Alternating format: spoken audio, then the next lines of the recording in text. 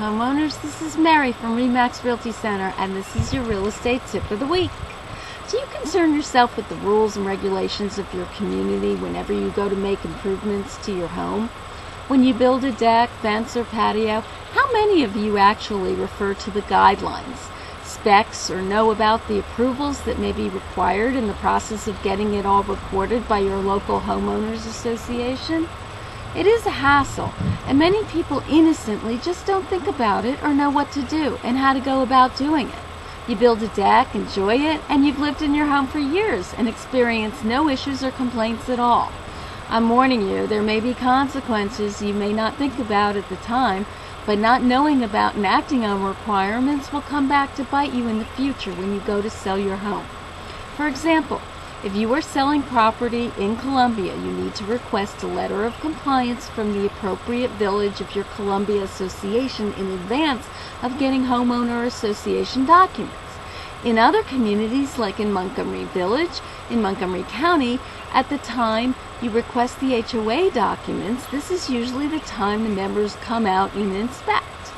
This may be just too late. It's after a buyer has already written a contract and set a settlement date. And I'm here to give you a heads up on this because no matter which community you live in, you most likely have to deal with HOA or condo rules and restrictions.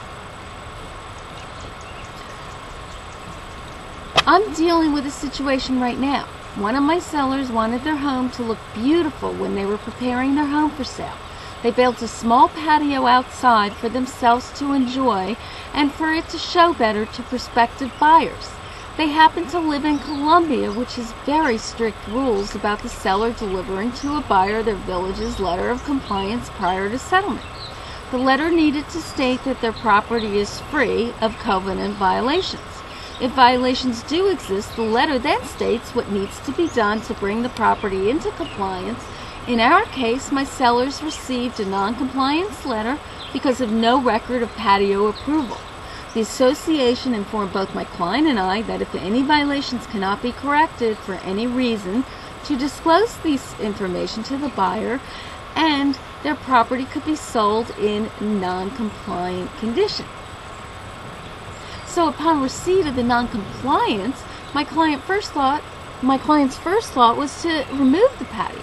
But I made sure that that would not happen because it was one of the things the buyers loved, and the home needs to be in the same condition as the date of the contract.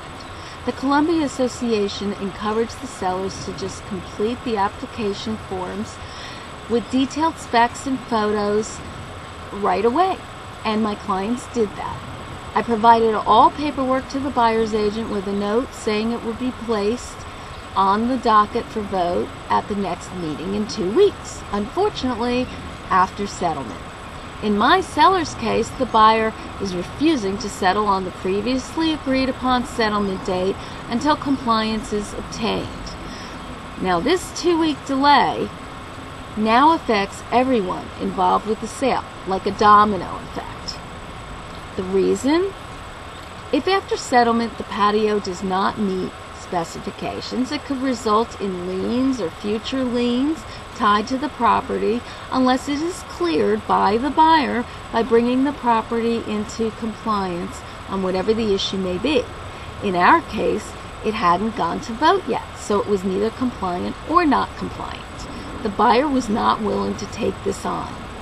I am hopeful that by sharing this experience will help you avoid a similar issue when you decide to sell by making sure you do what is expected of you at the time you make your home improvements.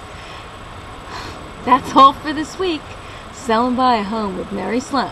I'm Mary Sloane, and I approve this message.